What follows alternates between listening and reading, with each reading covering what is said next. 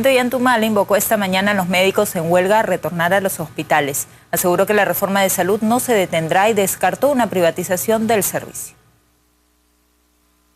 Desde aquí, a través de los gobiernos regionales, a que los médicos se constituyan a su centro de labores. Que con este tipo de paralizaciones no se va a ganar nada, más bien se está perdiendo. Y el daño que hacen, ¿no?, cuando le metemos al tema de un servicio tan importante como es la salud, le metemos el ingrediente clasista, ideológico, y en muchos casos político partidario a puertas de un proceso electoral. Vamos a seguir trabajando en profundizar la reforma de la salud. No la vamos a detener, no vamos a retroceder. Tampoco creemos nosotros en la privatización de la salud, como he escuchado por ahí, pero esos ya son eslogan ideológicos para darle algún ingrediente más, un poquito más de sal o un poquito más de azúcar al plato. En otro momento, Malatazo pidió a los médicos no politizar su huelga y los exhortó a llevar sus reclamos por cuerdas separadas. El presidente participó en la suscripción de convenios para mejorar el desempeño en los servicios de salud con los 25 gobiernos regionales. Una huelga, un paro, no va a resolver nada. No podemos tampoco permitir que la atención médica sea ambulatoria en las calles. En el Perú hay comercio ambulatorio, pero la medicina no puede ejercerse de manera ambulatoria, sin permiso municipal, sin autoridades que supervisen y tratando de politizar la atención médica. Hemos dispuesto, como está en la reforma de salud, que la atención médica es una responsabilidad constitucional de todos los niveles del Estado. Por lo tanto, deben ir por cuerdas separadas cualquier reclamo laboral con respecto a la atención médica.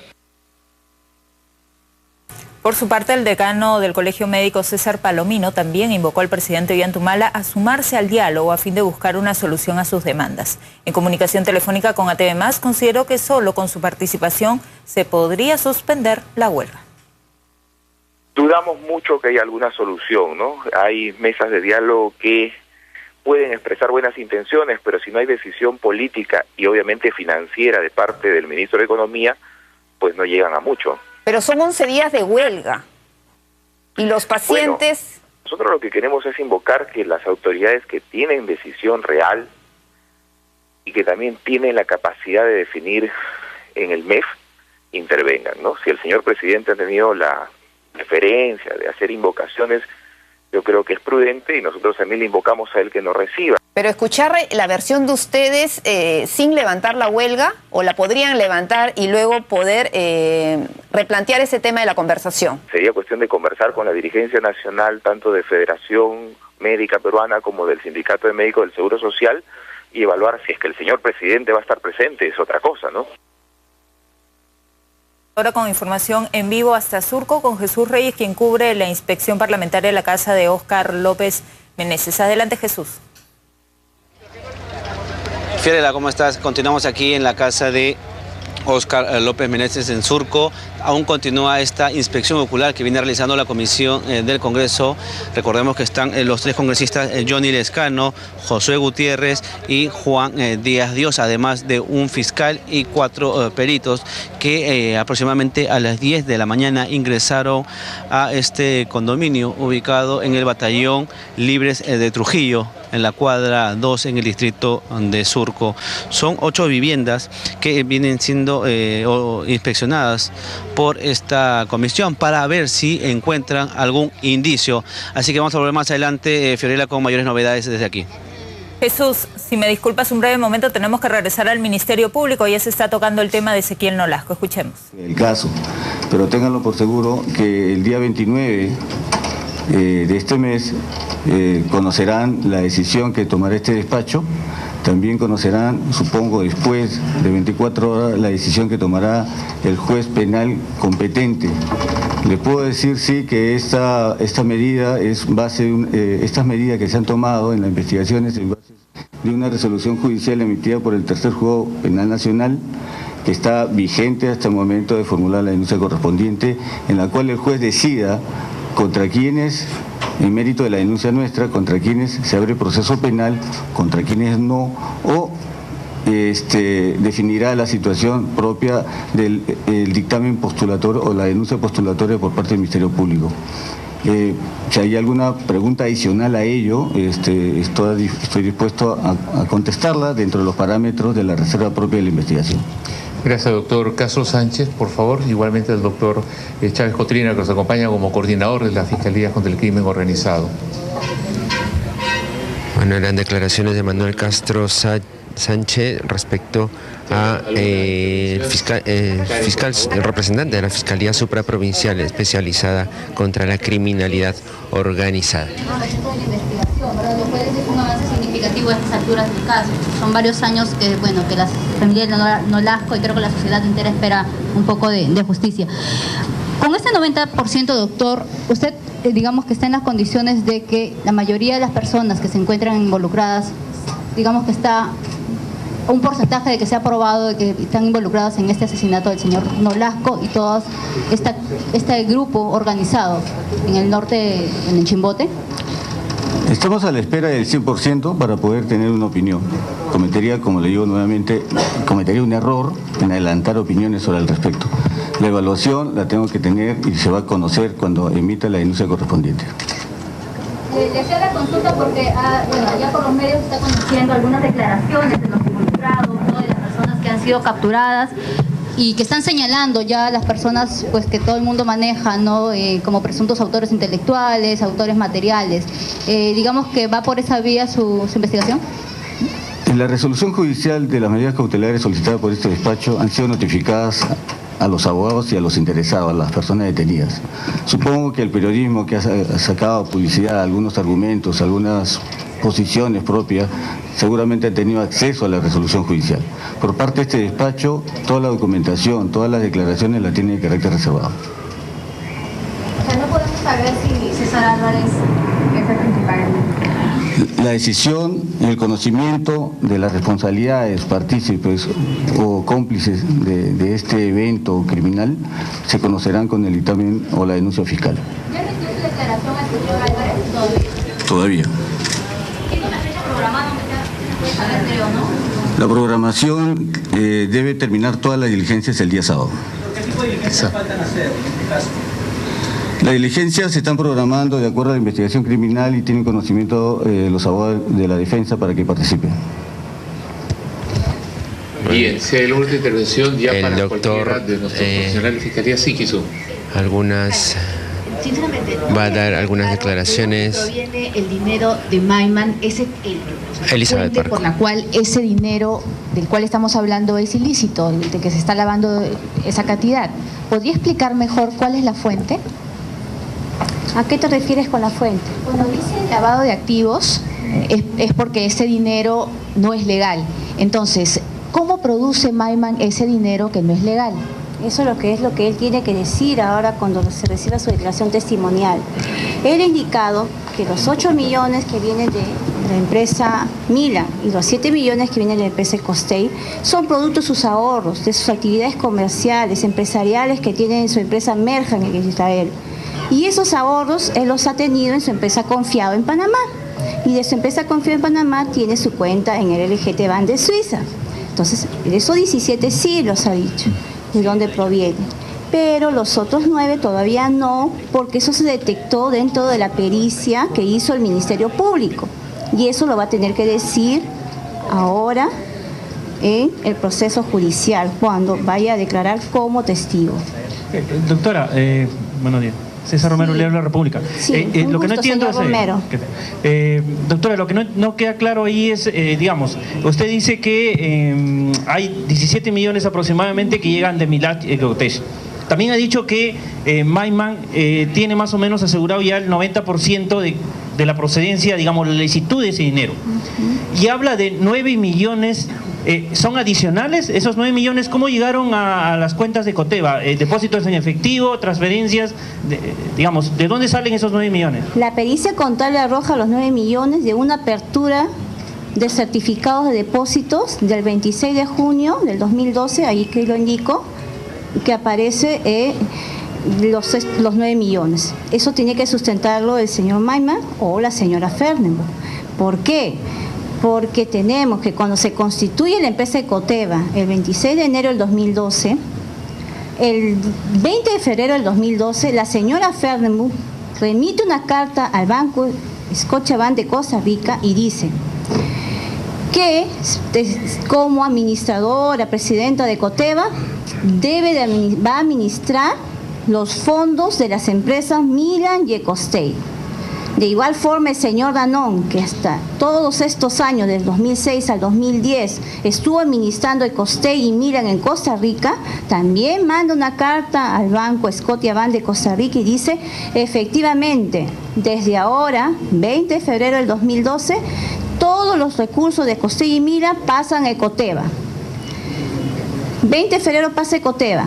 Estos 9 millones aparecen el 26 de junio del 2012.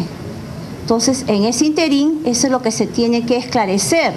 ¿Quiénes lo deben de esclarecer? Los denunciados, el señor Maiman. Los denunciados que son Eva Fernenberg y el señor Eskenazi, el señor Maiman, quien aduce ser dueño de gran parte de los fondos. ¿Cómo se ha generado esos montos de dinero en ese corto tiempo, en todo caso? Doctora, ¿cómo está? También se podría advertir, de ser el caso, una pericia ampliatoria. Sí, adelante. Doctora, por acá, Eric Herrero, Panamericana Televisión. Usted acaba de señalar de que la señora Fernenberg se encuentra en su sano juicio, es inimputable y que está obligada a venir a juicio. De ser encontrada culpable la señora por el delito de lavado de dinero. No es inimputable. No es inimputable. No es inimputable. La persona inimputable es cuando carece de discernimiento. Pero por eso está... Es imputable, lo quiero decir, ¿no? Claro, pero está en su sano juicio. Una persona como todos nosotros. Claro, está en su sano juicio. O sea, de ser encontrada culpable la señora, ¿podría ir a la cárcel y cuánto tiempo podría estar purgando condena, en todo caso? Eso ya le corresponde emitir al Poder Judicial. Podría.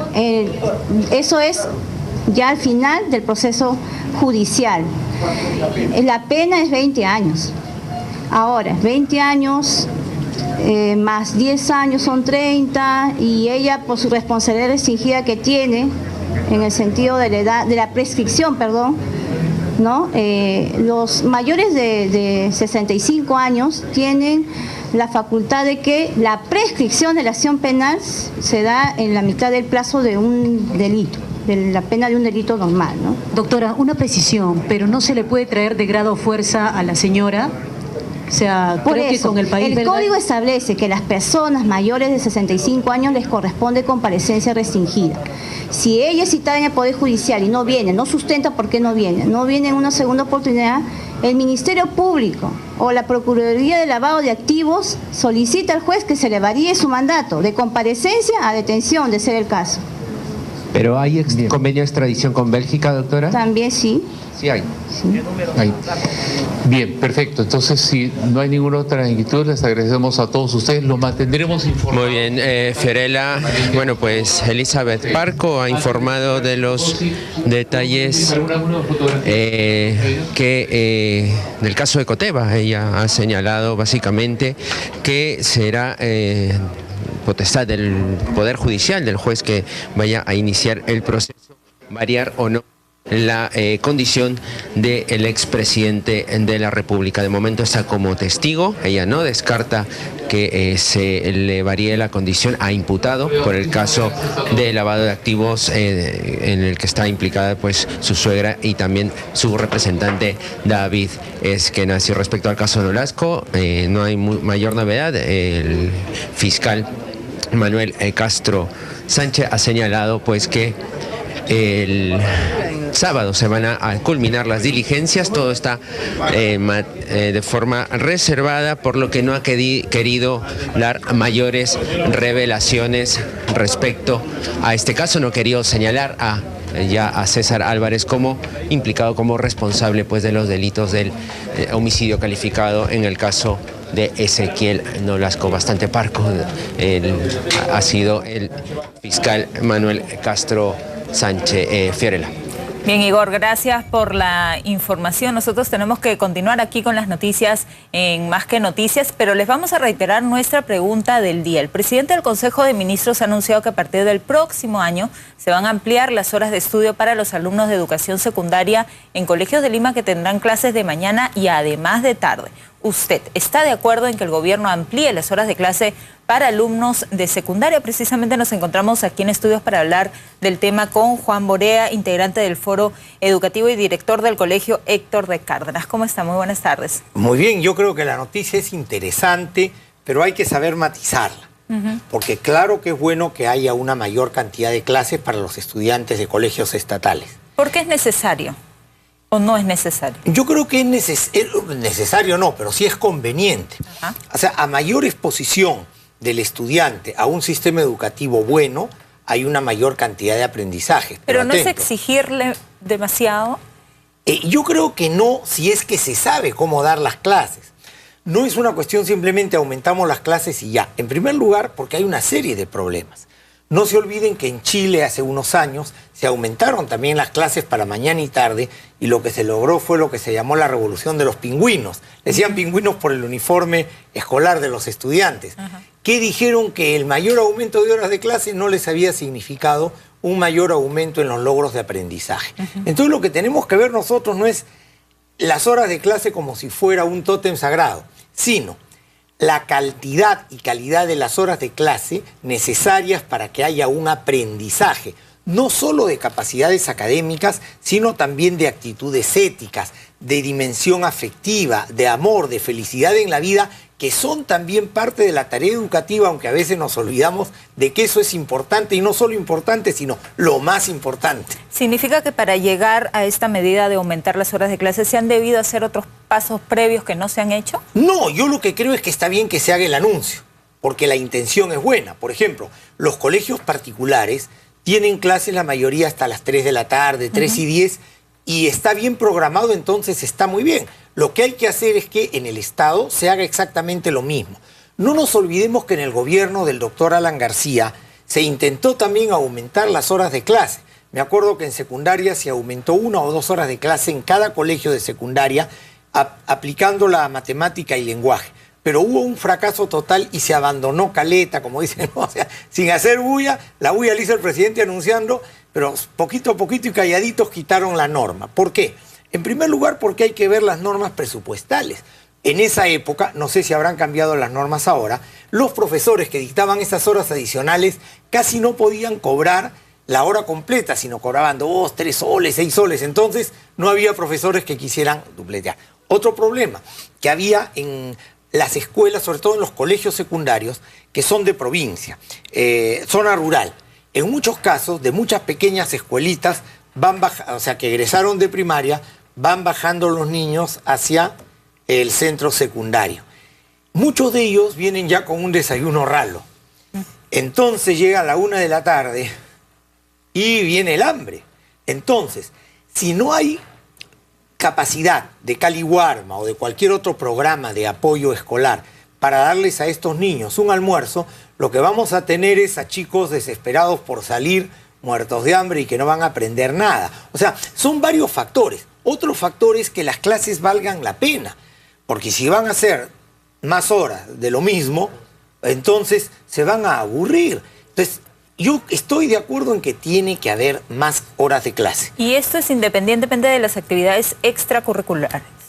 Es que lo que nosotros deberíamos procurar es que en cada colegio, particular y estatal, se incorporaran actividades formativas de las que le llamamos extracurriculares, les llamamos así, pero que en realidad deberían ser parte de un currículo formativo, no obligatorio, ¿no? Pero todo esto tiene todo un problema, por ejemplo, de infraestructura, de profesores que den, de cuidados alrededor de los niños. Porque si no el profesor sale, los lleva a jugar, pues un problema, se lesionan, se fracturan, y el profesor cómo responde frente a esa situación, ¿no? Entonces, yo creo que hay que ver varias cosas. Repito, me parece que es buena la intención, pero justamente para evitar un fracaso que genere escepticismo, como fue el intento que se hizo en el gobierno aprista, que ahí no generó escepticismo porque calladito se desactivó, pero de hecho fue un fracaso, no se pudo. Hagámoslo ahora y hagámoslo bien. Yo, por ejemplo, opino que 1000 colegios, empezar con 1000 colegios de secundaria, me parece que es un exceso. ¿Por qué? Porque el ministerio ahora necesita mayor capacidad de gestión, entonces empecemos con 300 colegios, con 500 colegios, y evaluemos, porque justamente este tipo de experiencias piloto te permiten ver dónde te van bien las cosas y dónde te van mal, y te permite generar el presupuesto y capacitar a los tutores y a los orientadores, porque aquí entramos en otro tema. Los colegios no tienen psicólogo, no tienen lo que había en la época de la reforma educativa del general Velasco, las secciones de orientación y bienestar del educando, donde había nutricionistas, psicólogo, orientador, etc. Y entonces están los profesores. ¿Y en secundaria qué sucede? Que el profesor da 24 horas de clase, se va, ¿no es cierto? Ya no está en la clase. ¿Quién va a atender a esos chicos? Hay que contratar a otra gente. ¿Con qué presupuesto? ¿Con qué sueldo? ¿Y quién va a vigilar? ¿Quién va a hacer que esos profesores contratados o especialistas contratados cumplan? En los colegios estatales ahora se llaman desde el Estado los auxiliares de educación, pero muchas veces son personas que no son profesores, que no son docentes, que están haciendo una labor encomiable, pero que probablemente no podrían enfrentar el tema. Bien, como le había estado comentando, esto le hemos pedido también la opinión a nuestros televidentes y ellos a través del Twitter nos han hecho llegar algunas de sus opiniones que les vamos a dar lectura precisamente un poco para comentarlas, ¿no? Paolo Segarra, por ejemplo, nos dice: mejorar la educación del país requiere de mejoras en la calidad educativa, además del tiempo que se emplea. Juan Carlos, hay algunos colegios particulares que ya hacen eso y sus alumnos no rinden como debería de ser. Martín Tenorio nos dice: como ya lo hacen algunos colegios privados, efectivamente. Cecilia Palacios: más horas no significa mejor calidad educativa ni profesores más capacitados, que era lo que veníamos comentando. Creo que coincide con lo que yo he observado. Repito, no está mal. En mi colegio, por ejemplo, el Héctor de Cárdenas, nosotros trabajamos hasta las 3:10 de la tarde, de las 7:45. Y los niños felices, hay que botarlos del colegio, porque todos quieren quedarse. Y después tenemos a veces actividades hasta las 5:30, o teatro, o básquet, o fulbito. Y es una cosa bonita, los chicos se sienten como en su casa, salimos de paseo fin de semana. Pero digamos, un chico va al colegio, tiene turno en la mañana, tiene turno en la tarde, se queda para hacer deportes, le dejan tareas. Entonces, ¿cuándo descansa? Es que ahí hay el tema. Tú no tienes que mandar... La mayoría del trabajo debería hacerse en el horario escolar, atendido por el profesor. Lo que pasa es que a veces tenemos una deformación que a veces es impulsada por las mismas familias, que creen que el rendimiento académico, la cantidad de tareas, si por ejemplo el chico va y no lleva pues 1 kilo de tareas, los papás se quejan de que el profesor es flojo. O por decir, voy a poner un caso, un profesor se ha dedicado a 4 horas de su clase de comunicación a establecer una comunicación asertiva, enseñar a los chicos a hablar sin que se burlen, sin que tengan miedo. Perfecto. Y muchas veces el papá dice: este profesor es un haragán porque no hay nada en el cuaderno. ¿Y qué pasa? Es que tenemos una serie de paradigmas metidos en la cabeza de que es un mejor profesor o el que más jala, o el que más tareas deja, o el que tiene el cuaderno repleto de cosas aunque no sirvan para nada. O queremos tener al chico ocupado en cosas académicas, nada más. Claro, la formación va mucho más allá de lo académico, pero en el paradigma, en lo que la gente realmente piensa, eso no significa. Mire, yo fui jefe del gabinete de asesores del ministro Javier Sota Nadal, y en esa condición visité centenares de colegios, y generalmente de provincias. El ministro visitaba las ciudades y yo me iba a los pequeños pueblos. Siempre recibía en cada lugar donde iba un alto de memoriales, pidiendo cerco perimétrico, plan Huascarán, banda de música. Nunca nadie me pidió un psicólogo, por ejemplo, que esa es la necesidad más importante que tiene un colegio de secundaria, más que el cerco perimétrico, que las computadoras y todo lo demás. O a veces está el psicólogo y los padres ni siquiera van, los alumnos tampoco, nadie los pide. Bueno, un colegio, una vez que el colegio está, sí actuaría, pero el problema es que no hay. Pero eso se lo pongo como un ejemplo. O nadie me pedía más horas de, no sé, de deporte. Y muchas veces tenemos el deporte en mala concepción. ¿Por qué? Porque la idea es el glorioso colegio, no sé cuánto, que campeonó. Y a veces lo que hacen es, entre comillas, contratar alumnos. No interesa de que ganes un campeonato. Lo que interesa es que todos los alumnos practiquen deporte. Que participen. Que jueguen sin una presión excepcional. O sea, hay que romper muchos mitos frente a esto. Y por eso digo, yo estoy de acuerdo con el aumento de horas. Pero lo que le pido al ministerio, que lo ha hecho con la mejor de las buenas intenciones, es que lo haga con calma, que piense bien las cosas, porque cada fracaso lo que hace es quemar una buena idea como es esto. O sea, si fracasamos en esto, digamos, el fracaso lo que va a hacer es que cuando uno quiera seguir impulsando esta buena idea, la gente se siente escéptica y no se anime. Pero como digo, hay que ver cuestiones de calidad, de mejorar el sueldo de los docentes también, etcétera. Todo eso tiene que empujar para una mejor calidad educativa. Porque en parte lo que ha dicho el gobierno es que también va a aumentar en 0.25% el presupuesto de educación, pero para mejorar la carrera docente. ¿Eso qué implica? Implica que nosotros tenemos, se dio una ley en la cual ahora todos los docentes están incursos a la fuerza en la carrera pública magisterial. La primera carrera pública que salió no era forzado, o sea, tú podías seguir en la ley del profesorado o ingresar a la carrera pública. Lamentablemente, digo lamentablemente, yo estaba de acuerdo con la primera carrera, en esta segunda se forzó a todos a entrar, entonces se echó agua a la sopa, ¿me entiende o no? Y además se ofendió a los profesores que estaban en la carrera del profesorado, porque ellos estaban, por ejemplo, en tercer nivel, cuarto nivel, ¡pum!, los bajaron al primer nivel. Entonces, aunque haya el mismo sueldo, 100 soles más, es como ¿no? Como que te desprecia. Pero bueno, ¿qué es lo que hay ahora? Me parece muy bien que se pague más a los profesores. ¿Por qué? Porque hay que hacer la carrera magisterial atractiva. Y esto no va a ser una cosa de un día. O sea, tenemos que hacer que nuestros alumnos vean que ser docente es hermoso, pero que también es remunerado.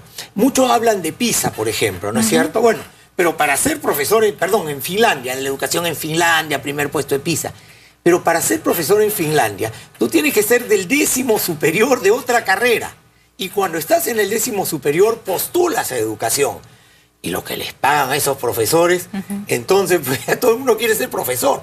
Yo no digo que hagamos lo mismo acá, pero los profesores tenemos que ser mejor considerados socialmente, también es parte nuestra de que seamos mejores profesores, y también tenemos que tener un sueldo que haga que los jóvenes sientan que la carrera sea atractiva, porque muchas veces los mejores estudiantes, a no ser que tengan una vocación muy acendrada, no entran. Le pongo mi caso, yo soy exalumno de la Universidad Católica. Cuando yo estudié, bueno, era 8-1 el ingreso, ¿no? Entre generales letras, a pruebas generales, pagas la Católica. ¿Y quién después postula educación? Yo postulé porque soy, digamos, de espiritualidad religiosa y política, las dos cosas.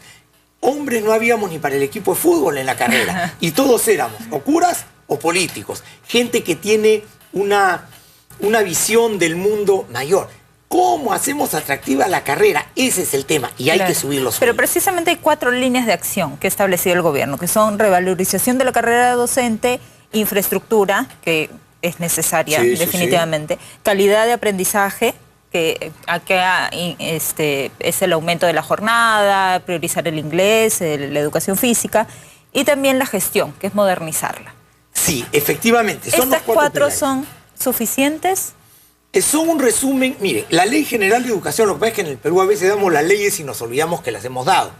La Ley General de Educación que se dio en el 2003 señala 8 factores de calidad de la educación. Estos son 4 de los 8 factores, pero está bien, porque el ministro tiene que priorizar en algo, porque el que mucho abarca, poco aprieta. Y yo creo que en infraestructura él se va a manejar bastante bien. En gestión, el problema es que hay una cantidad de normas tan densas en el ministerio que realmente si no las cambiamos, por ejemplo, le pongo un caso, si yo tengo que salir de viaje 2 días fuera del colegio, tengo que estar 2 meses antes haciendo mi permiso en la UGEL, presentando el brevete, dónde me voy a alojar. Oigan, ¿cuántos pueden hacer eso? ¿Cuánta gente? En mi UGEL son como 2.300 colegios, que cada colegio salga promedio de 10 viajes de todo el colegio, porque son tantos salones. ¿Usted cree que un UGEL puede procesar 20.000 expedientes? Y así como ese hay miles y miles de normas tontas que hacen que el director, en lugar de estar viendo a sus alumnos, conversando con sus profesores, supervisando, monitoreando, esté papeleando en la unidad de gestión educativa local. Si él realmente quiere, el ministro, mejorar la gestión, lo que tiene que hacer es evaluar las normas y, descongestionar a la UGEL de un montón de estupideces. Que los funcionarios de UGEL, que son pocos y mal pagados, porque también son mal pagados, están agobiados y no pueden dedicarse a un trabajo de monitoreo adecuado. Pero yo estoy de acuerdo con esos pilares. quiere ver la gestión, etcétera, infraestructura, correcto, y él es un experto en infraestructura. El tema de la calidad educativa, ahí tiene que ver, por ejemplo, la cuestión del currículo. Y en este momento se quería sacar una cosa como marco curricular, que estoy en desacuerdo, porque lo veo bastante malo, pero que además estaba hecho sin el aporte de la sociedad, como señala el reglamento de la Ley General de Educación que debe darse. Dice claramente, el currículo tiene que ser estudiado por la comunidad educativa y por la sociedad civil y con opinión del Consejo Nacional de Educación. Y quieren sacarnos para junio un marco curricular que está mal hecho, pero no hay manera de pararlo. Tenemos que ir terminando, pero hay algo que a mí me preocupa mucho, que es a más horas de clases, si hay huelgas, son más horas perdidas. ¿Cómo las vamos a recuperar? Bueno, es normal, o sea, si hay más horas, si hay más huelgas, pero lo que yo creo es que habría que evitar las huelgas. Pero para evitar las huelgas hay que hacer un trabajo conjunto. El Estado dando mejores condiciones a la educación y los profesores cada vez entendiendo, y estoy seguro que el SUTEP, por ejemplo, lo entiende cada vez más, de que su labor principal, su razón de ser son los niños. Ahora, el problema es que a veces hay ahora como dos grupos. Hay un grupo, digamos, que le llaman el CONARE, que es mucho más agresivo, etcétera, que fuerza a veces al CEN nacional del SUTEP a entrar en movimiento. Yo creo que el SUTEP tiene todo el derecho a defender, digamos, la calidad de sus agremiados, pero las normas educativas tienen que ser dadas por el Ministerio de Educación. Digamos, para cerrar, más clases, más horas de clases no significan necesariamente mejor calidad. No, ni necesariamente no. Ni... Es una oportunidad interesante, pero que si no se la canaliza adecuadamente, puede ser el origen de una frustración, como lo fue en el caso de Chile. Pero la idea es buena y ojalá que se lleve a cabo bien. Bien, señor Borea, muchísimas gracias por haber estado aquí. Era Juan Borea, integrante del Foro Educativo y director del Colegio Héctor de Cárdenas. Seguimos esperando sus respuestas y sus opiniones a nuestra cuenta de Twitter. Ahora tenemos que hacer una breve pausa. Regresamos con más Que Noticias.